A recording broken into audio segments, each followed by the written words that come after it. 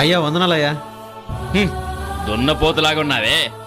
ఇంటింటికి పోయి ఆ ముద్ద ఈ ముద్ద తినడం మానేసి కష్టపడి పని చేసుకుంటూ బతకలేవటయ్యా. థు, థు.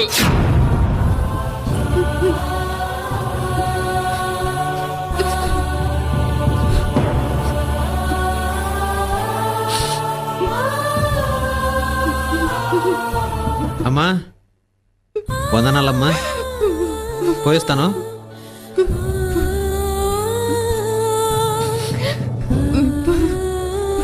అయ్యా వందనాలయ్యా.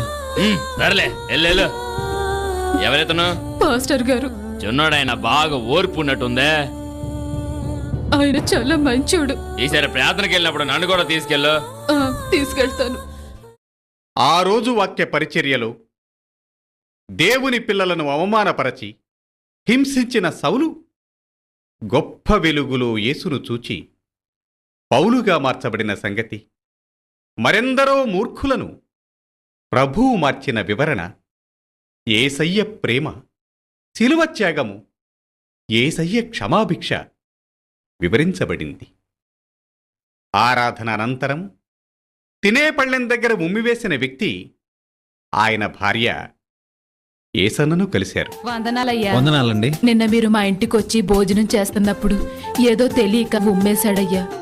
ఆ తర్వాత మీ ప్రేమని బట్టి మంచితనాన్ని బట్టి ఆయనలో చాలా మార్పు వచ్చింది. క్షమించండి అయ్యా. పర్లేదు దాని ఉంది. ప్రార్థన చేద్దాం. ఆమెన్. గానుకు తెచ్చానండి అయ్యా, ప్రార్థన చేస్తున్నారు రండి. పదండి. ఇదిగోనయ్యా, ప్రార్థన చేయండి. వందనాలయ్యా. వందనాలయ్యా. 2 సార్లు ఉమ్మివేసి మూర్ఖంగా ప్రవర్తించిన వ్యక్తి 2 బస్తాల ధాన్యం కానుకగా ఇచ్చారు. 3 సార్లు ఉమ్మివేసి ఉంటే 3 బస్తాల ధాన్యం కానుకగా తెచ్చి ఉండేవారు.